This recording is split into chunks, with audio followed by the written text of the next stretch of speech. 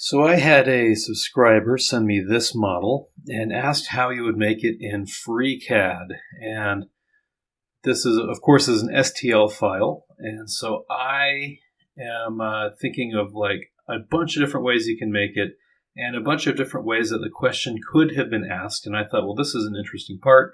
Let's make a whole video about it and talk about all the ways that initially cross my mind when I think about making a part like this.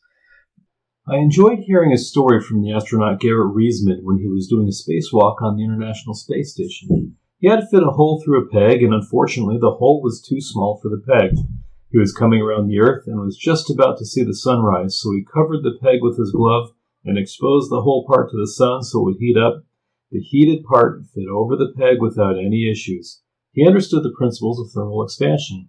Like with any big win, understanding the science behind a problem is the best way to solve it. This is why I recommend Brilliant.org.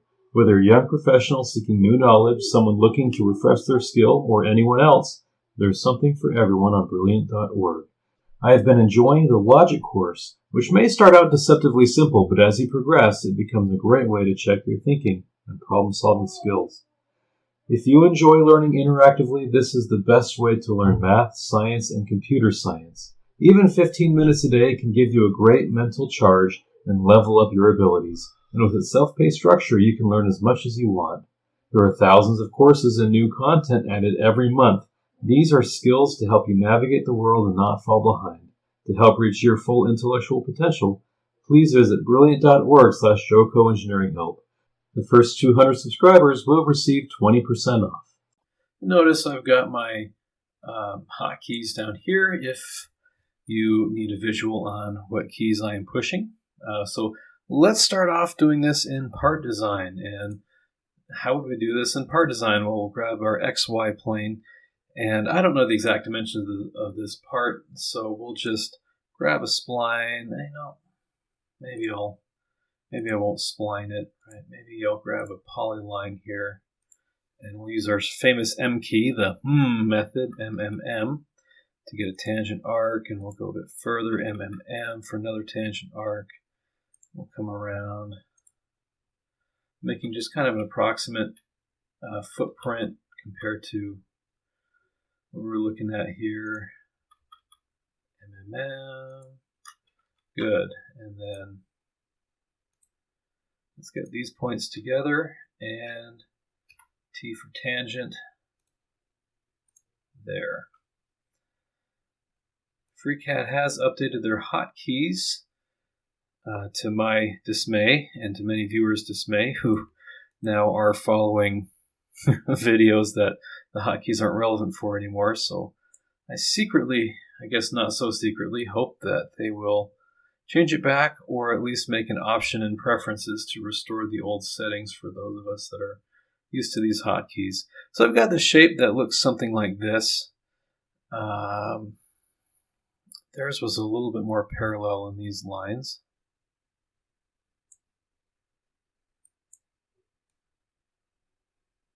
Maybe something like that, right? So you can fully constrain that sketch if you like. We'll close that. Of course, it's bad form. Wow, that's an interesting representation of the sketch. Like our sketch is fine. We're just getting a little bit of a graphical anomaly. There, it updated. All right. Anyway, I totally forgot what I was saying because that caught me off guard there. So how I would make this is probably something like, let's go, something that looks about scaled right. And then, there's a few things that we can do. We can create one plane and pivot it, right? So I can open up my origin, and I've got my axes and my plane up here. So I'll just highlight my ZX plane.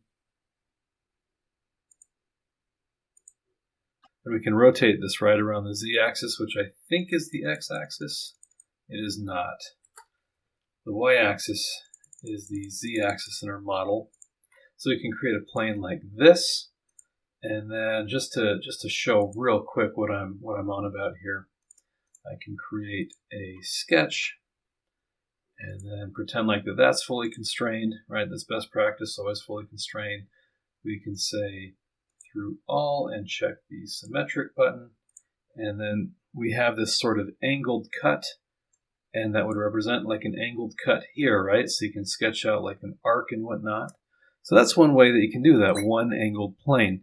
And depending on the dimensions that you're working with, like you may have a drawing that has dimensions on it, you would model it according to the dimensions that are on the drawing. And so maybe that's the right way to do it. Maybe this angled plane is not the right way to do it. So let's look at another way to handle that. I'll get rid of my pocket, get rid of my sketch, and then I'll highlight my XZ plane again. And then I can move this in the, that's rotate, rather. I meant to move it in the Z direction. So maybe we'll say negative 50, negative 100, negative 200, negative 150, negative 125. Okay, let's go negative 125. That looks right. And we'll say OK to that and highlight our XZ plane. And we'll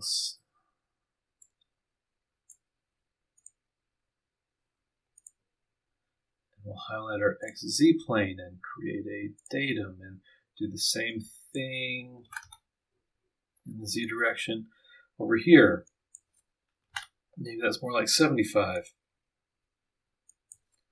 100 it is, right? So now between these two planes, I can say sketch out one profile.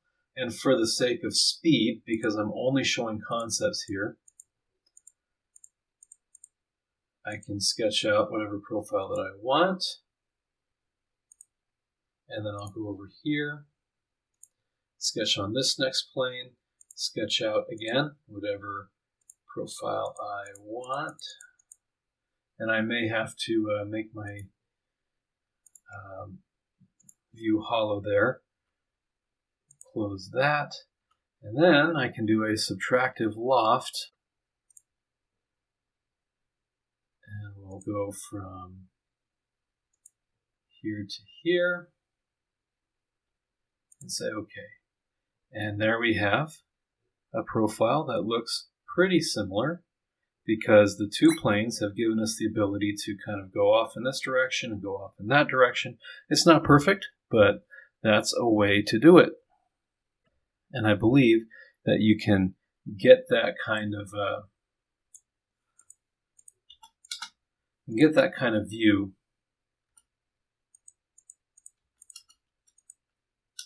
There we go. I believe you can get that kind of profile between two lofts. If you're more careful than I was, things won't be quite as curvy. If you don't go with a spline and that sort of thing, all the regular lofting rules, of course, apply. So those are some simple ways to get that inner kind of saddle area. But I've got another way that I think is a little bit more relevant. I'm going to hit Control Z.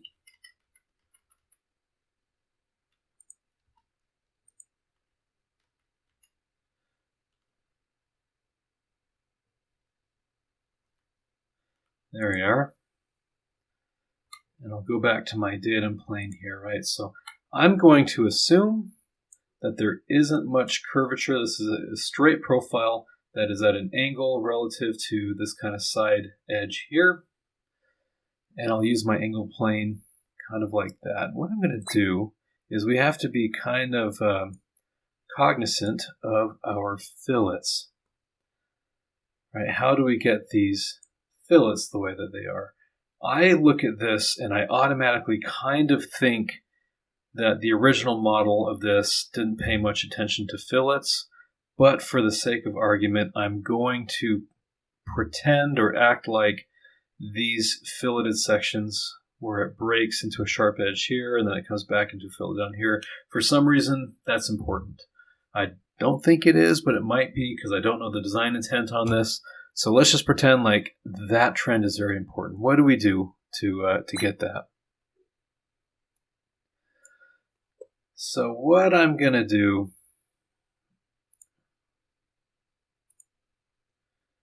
is do two cuts. I'll come over here and let me section out my view here. Right there. In fact, let's go polyline. And we'll use the method, right? MMM. That's so fun to do. Again. And I'm just going to create the shape again.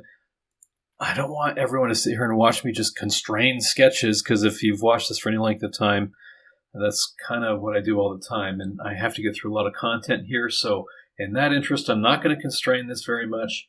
But I think everybody should know it is best practice to fully constrain your sketches. So let's say that we have a height of 10 millimeters here, right? I've got this little initial cut. That's good. So we'll close that. And we've got our little angle there. That's pretty good. We'll go with a pocket. And we're going to say through all. And we're going to say symmetric. Okay. Great. Next.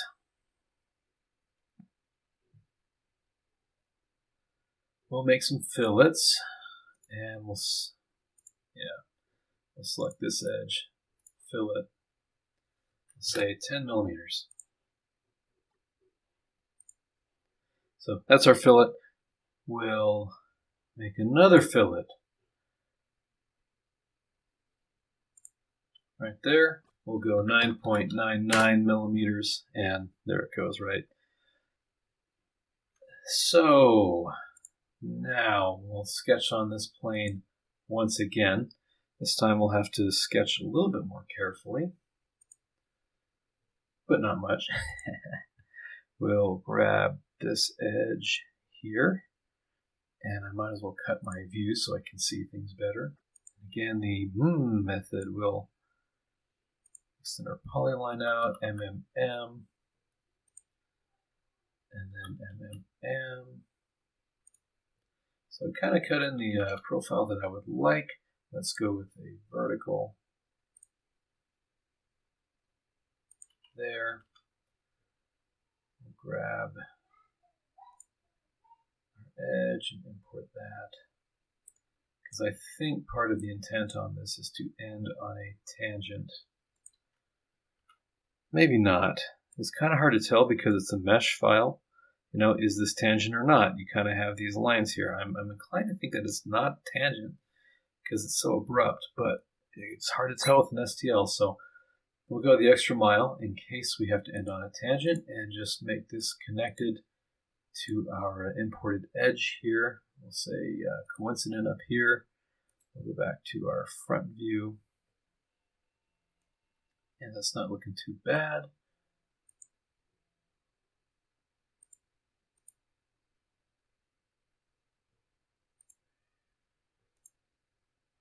Again, I won't sit and constrain every single sketch because it can get really monotonous just to watch people constrain stuff, you know. That doesn't need to get constrained, so. Okay, we'll close, cut, symmetric to plane, through all. And there we have something that is similar to our image.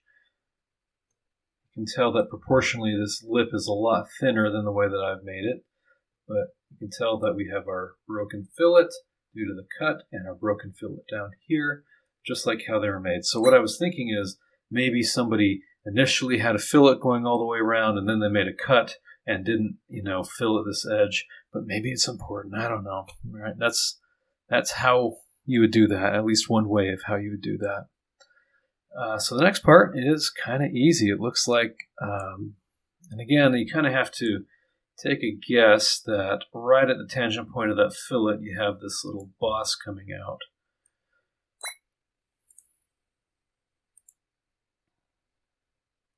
And it's pretty easy.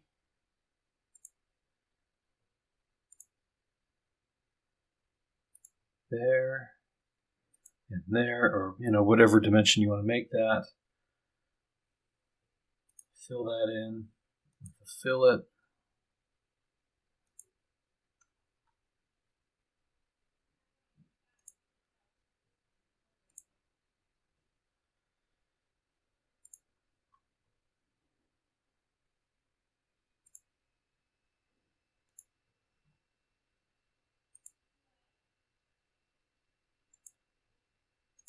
Shazam, right? We'll close, extrude, and we can even, if I don't know if we care about those being the same height or not, but we can say up to face, select that top face, and then that ensures that they're the right height. And if we change anything, then both of their heights will change. And you can either cut in that profile in the same way that we cut in this profile, or if the face doesn't matter too much, right, you can fill it one side. Whoa, got a little topology thing going on there. So that fillet might break. And then we can add a fillet up here, right? You can sort of get these fillets to work together. I'm not going to fillet that. It looks like it's going to break the part, and I'll probably crash and lose all my progress so far. But that's how you would do it. So you can make another plane to do that and cut in the right angle edge, or you can just sketch this to whatever angle you want and cut it in, or you can extrude it in maybe. That'd be kind of hard. But you can tell there's a good amount of similarity between these parts. There's just not a whole lot of dimensional accuracy between these two parts. I'm assuming you kind of know what dimensions that you want to work to if you have this part, especially in STL form. Is there other ways that we can do this? Let's go through that. I'm trying to think of the best way to go through this. So maybe I'll save this off. I don't even know if I'll put these on GrabCAD or not. I don't know what this is, but I guess so. All right, so I did a save as. Let's open up a new part and start over. So we have the part workbench. Can we do this using other methods that aren't available in part design? Well, let's get started with that. And for that, let me actually start out in the sketcher. We'll create a sketch here. XY plane is fine. I'll do roughly the same thing. Maybe I'll do it just the whole thing in a spline this time.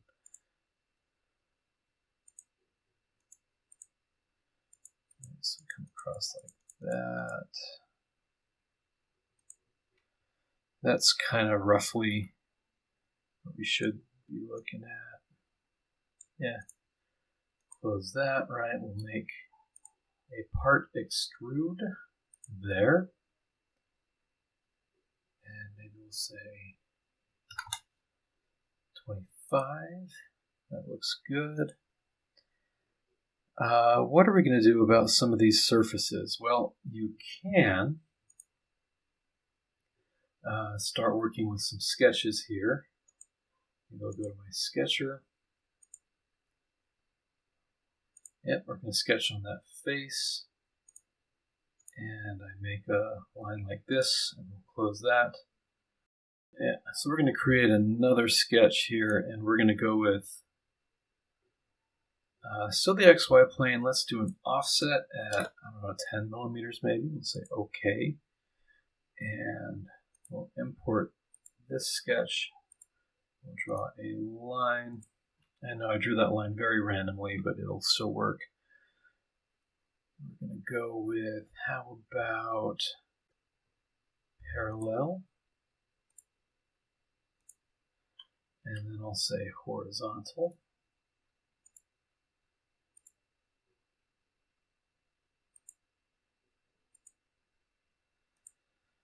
That's good. And then we'll say that that's an arbitrarily acceptable distance. So we have a line up here, a line down there. Let's do the same thing, right? We'll actually just click sketch and say offset 10 millimeters. Import this line, right, and kind of daisy chaining it. And we'll grab this angle over here.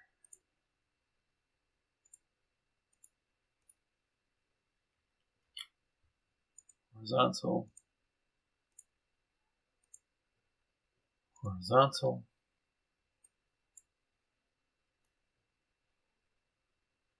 Right about there, right? We'll close.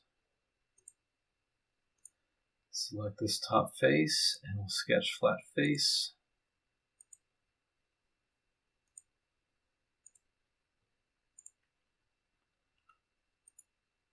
Same thing, adding to the daisy chain. Daisy chains can increase rebuild times, so it's technically better to always import the line that you've selected from originally. At least that's how it works in, say, SolidWorks. All right, close. And then we can go to part. We're going to say loft.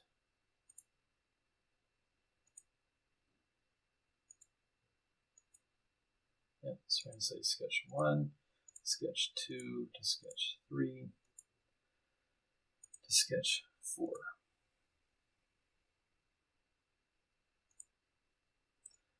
And as you can tell, it worked okay. You would need to tighten things up a little bit. So let's pretend like that's a profile that we like, right? You'd have to mess with these sketches a little bit more to get something that's really good, and probably add a few sketches. But let's say that this is what we want, because I don't know the design intent. We're going to say extrude here, and then we're selecting our body. And I'm holding Control and selecting my tool as my loft. And we'll come over here, and we're going to say slice apart, like that. It looks like a little stick of dynamite almost. It's awesome. And it uses the surface to slice this into 2 bodies instead of 1. And I can simply highlight my slice and say delete, right? And the surface creates that inner profile for us. So you can do that off of a surface. Now, what if, right, I pull this little screenshot here and I say that this is very, very, very important and I need to make this exact, and I have the STL, I don't have any other dimensions. Can I get a smooth face from this STL? And the answer is yes. You can get a pretty darn accurate smooth face from the STL, of course with some work. So this is the original part that he sent, and let's say that all this top surface here we want to be smooth because we were given something, right, that is meshed, and therefore a bunch of straight lines that are connected in a way to imitate something that's curved. How can we restore the curvature to this if the curvature is something that's very important and that we care about? And I'm going to do kind of a quick and dirty here so that you can get an idea of what that entails and looks like. So this upper surface, we'll go to the surface workbench. I've got this option here, curve on mesh. So we're going to create a curve on mesh. Or we can click the start button. And I'm going to click several points on the mesh that I want my curve to go through. Notice I went to this view that is normal to what I'm looking at, and you can say, well, you're kind of looking at like a NURBS-ish surface. What is normal? And you'd have a good point. Normal to me is kind of whatever I deem it. Of course, I've got this face and this face and this face, and we're all straight on to those flat sections. But if you have a NURBS surface, try to be as normal as you can, because your graphics display view can kind of affect the way that you select points a little bit. So try to be normal, whatever that means to you. We're going to right click and say create. We've created a wire on the mesh, right? I can hit the space bar and hide the body. And whoa, I got a funky section right there. So I'm kind of glad I did that. Let's actually delete that wire. Yeah, that came in a bunch of different sections here. So, okay, great. Up here, we'll go back to surface. Come here, and again, as precise as possible, we'll hit start. You can adjust your curves and stuff if you need. I like the default settings, but you can change all these settings and see if you get curves that you like better or not. They do a really good job with the default settings, though. So kudos to FreeCAD. You really can do this in not as many points as I'm clicking if you wish. As you can tell, we're following that mesh really well with this curve. So skip all the way up here. Maybe come around this curve a little bit. So we'll right click and say create. Go back to your model, and there that came in as a single spline. Hide the body, right? You can tell that that is hugging our profile really well. So you can move this curve around, this kind of curve, say, and try to outline part of the body. Let's do that again. So go back to tasks, we click start, go to the rear. This time I'll do the other side. Right click, create. Go back to our model. We have another single spline that was created. And yep, it looks like it hugs that profile really well. So then I can do that as many times as I want, right?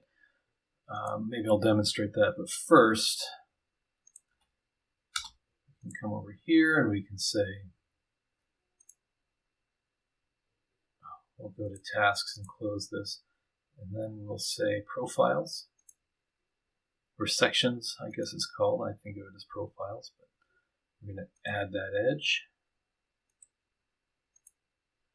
and then we'll add this edge. Look at that, right? We've got surfaces that should match up reasonably well. And I say reasonably for a good reason, right? We have some overlap right here where the surface comes out further than the rest of the body, and so it's not exact. So what do we do to improve it? Well, we add more sections, and we can add as many sections as we want. And if you add more sections, this is my suggestion, if it's possible. We have our two curves. I'd put a curve right in the middle, and then if I need to add more, another curve in between those two, and so on and so forth, because then you're always going right in the middle. Let me demonstrate why. I know I'm getting really in depth with this. I'm going to delete my surface. So back to my splines here, and select this guy. Start. And again, we try to get as normal as possible. You'll find you get the best results if you go normal. And again, whatever normal means to you, because you're probably doing some kind of nerve surface. Okay, I'm going to create. Go back to model. Yep, that's a single spline, and that looks very continuous. Perfect. So I've done one side, I've done the other side, and I've done one in the exact middle, and that's important. So we'll go back to tasks. We'll close and go to our sections. We'll add here, and we go in the same order that we want our surface to travel in. Right? Boom. And you can tell our surface is more accurate. So now if I show my body, there's a lot less surface poking out the top. And then you would put another one in between these two and another one in between these two, because it keeps every section equidistant to the next section. And that's an important principle. Let's show what happens if you're not equidistant. I'll hide the spline with the spacebar. And we're going to say start. Let's do one right by the next one. All right, so I'm going really close to the next surface. We're going to right click, create. We're going to check.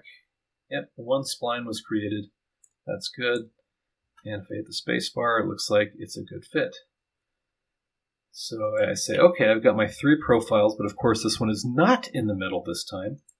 We'll go to tasks, close, and we'll go to surfaces, and we'll go to sections, and we're going to add this edge, and add this edge, and add this edge. And you'll notice, look at this like little divot down here, and look at how that does not look right. Things go crazy when your profiles aren't equidistant. So try to keep them as equidistant as possible, because if I compare this to the body, right, we get a whole lot of weird behavior, and that's because our profiles aren't that consistent of distance when they don't have to be. So I walked away thinking I was done with the video, and then I forgot to make an important point, right? So we've got this mesh body that we theoretically can't use because, it's mesh and we want something smooth, I guess. But we have the surface that is relatively accurate. Of course, we can add as many sections as we want. So the idea is we could probably just do an extrude up to face, or from the part workbench, we could extrude all the way through and use the slice apart and extract the face that we've pulled from the part that way. So there's some options, because I'm like, oh, we've replicated the surface, we're done, and I'm like, oh, I have to tell everybody what to do with that surface that we pulled out, right? So that was my train of thought. Of course, your part will be ever so slightly smaller, but hopefully that won't be too big of a problem, depending on, again, your design intent. So those are a number of ways to replicate the part that was sent. Again, thank you for watching. If this is helpful, please subscribe, and I'll see you in the next one.